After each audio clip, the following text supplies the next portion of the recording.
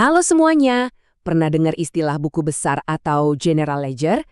Mungkin kedengarannya ribet ya? Tenang, hari ini kita bakal kupas tuntas konsep inti akuntansi ini. Dan ternyata ini tuh logis dan elegan banget loh.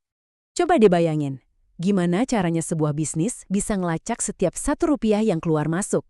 Dari bayar kopi buat kantor, sampai dapat penjualan jutaan rupiah. Nah, ini dia teka-teki utamanya. Dan jawabannya ada di dalam sebuah sistem pencatatan yang super rapi. Oke, jadi ini roadmap kita hari ini. Pertama, kita cari tahu dulu apa sih buku besar itu. Terus kita intip format-formatnya. Kita juga bakal belajar gimana cara ngaturnya pakai kode-kode pinter, ikutin alur datanya lewat proses yang namanya posting, dan terakhir, momen pembuktiannya. Kita cek semuanya biar seimbang. Gimana? Siap? Oke, kita mulai dari dasarnya dulu ya. Coba bayangin buku besar itu kayak perpustakaan pusat buat semua cerita keuangan bisnis kamu. Serius, ini analogi yang pas banget. Setiap buku di perpustakaan ini itu satu akun spesifik. Jadi ada buku buat kas, buku buat utang, buku buat penjualan, dan seterusnya. Kalau mau definisi formalnya, buku besar itu adalah koleksi master dari semua akun perusahaan. Jadi, semua transaksi harian kan dicatat di tempat namanya jurnal ya. Nah, tugas buku besar ini adalah merangkum semua data dari jurnal itu, terus dikelompok-kelompokin ke akun yang sesuai. Biar apa? Biar kita bisa lihat gambaran besarnya dengan jelas. Jadi, kayak gimana sih bentuk buku di perpustakaan keuangan kita ini? Ternyata ada beberapa macam format loh. Mulai dari yang paling simpel buat coret-coret, sampai yang lebih detail buat catatan resmi. Nah, ini dia bentuk paling dasarnya, akun T. Kenapa? Ya karena bentuknya persis kayak huruf T. Gampang kan? Disinilah kita ketemu sama dua kata sakti dalam akuntansi, debit dan kredit.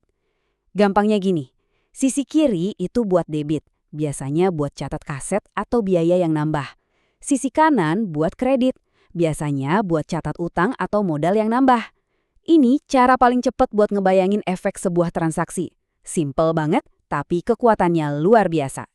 Nah, dari akun T yang super simple tadi, kita beranjak ke format yang lebih resmi.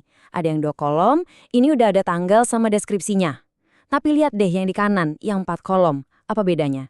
Kuncinya ada di kolom saldo. Ini keren banget. Kenapa? Soalnya setiap abis ada transaksi, kita bisa langsung lihat sisa saldonya berapa, nggak perlu ngitung dari awal lagi. Jauh lebih efisien kan? Coba bayangin, kita masuk perpustakaan gede tapi nggak ada katalognya. Mau cari buku bisa seharian kan? Kacau banget. Nah, akuntansi juga gitu. Kalau akunnya ada ratusan, gimana cara nyarinya? Solusinya adalah bagan akun atau chart of accounts. Ini persis kayak sistem nomor di perpustakaan. Setiap akun dikasih nomor unik. Dan nomornya ini nggak ngasal loh, ada logikannya. Akun-akun yang sejenis, kayak kas sama piutang kan sama-sama aset tuh. Nomornya dibikin berdekatan. Jadinya, nyari dan ngelompokin akun jadi gampang dan cepet banget. Biar makin rapi, sistem ini diatur lagi pakai yang namanya kode blok. Gampangnya gini, semua yang namanya aset, kayak kas, piutang, persediaan, itu dapat kode di blok 100-an. Semua utang di blok 200-an, modal di 300-an, dan seterusnya. Jadinya, kebayangkan, ini tuh kayak bikin peta keuangan perusahaan yang super terstruktur dan logis. Oke, sekarang kita masuk ke aktivitas utamanya. Gimana ceritanya informasi dari catatan harian bisa pindah ke buku yang tepat di perpustakaan kita? Proses inilah yang disebut posting, atau kalau di Indonesiatan jadi pemindah bukuan. Prosesnya itu sistematis banget dan selalu begini alurnya. Pertama, setiap transaksi yang terjadi dicatat dulu di jurnal umum, urut sesuai tanggal. Kedua, angka-angka dari jurnal tadi dipindahin atau diposting ke akun yang benar di buku besar. Analoginya pas banget.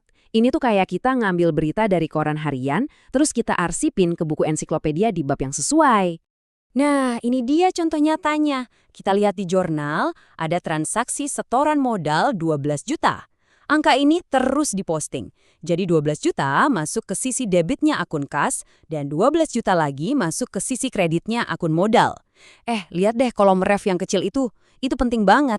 Itu kayak jejak digitalnya yang nyambungin jurnal sama buku besar. Jadi kita selalu bisa telusuri asal-usul setiap angka. Tapi gimana kalau ada satu akun, misalnya piutang usaha, yang transaksinya ratusan dari puluhan pelanggan berbeda? Kalau semua dicampur di buku besar utama, bisa pusing bacanya. Nah, untuk itulah ada yang namanya buku besar pembantu atau subsidiary ledger. Contohnya pas banget nih. Yang kita lihat ini adalah buku besar pembantu khusus buat satu pelanggan aja, PT Bijak. Di sini isinya semua detail transaksi sama mereka. Nah, ini kuncinya.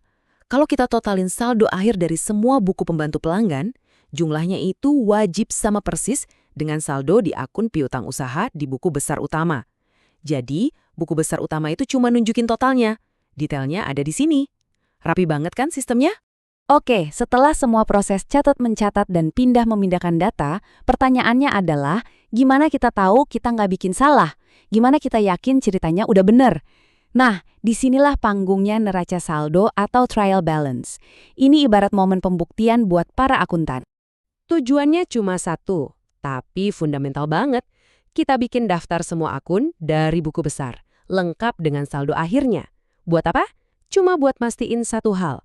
Total semua saldo debit harus sama dengan total semua saldo kredit. Titik.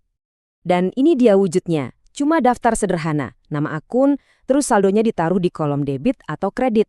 Terus lihat bagian paling bawahnya, totalnya dijumlahin. Kalau angkanya sama persis, kita bisa napas lega. Ini adalah cek matematis pertama yang super penting. Kenapa? Karena kalau neraca udah seimbang, itu artinya kita punya fondasi yang kokoh buat bikin laporan keuangan yang bisa dipercaya. Jadi, kita lihat ya, ini semua bukan cuma soal angka-angka di kertas. Ini tentang merangkai sebuah cerita yang jujur dan valid tentang kesehatan sebuah bisnis. Buku besar yang rapi itu bisa ngasih tahu kita apakah bisnis lagi untung, arusnya kasnya sehat, atau siap buat ekspansi. Jadi, pertanyaannya bukan lagi apa itu buku besar, tapi cerita apa yang sedang diceritakan oleh buku besar Anda?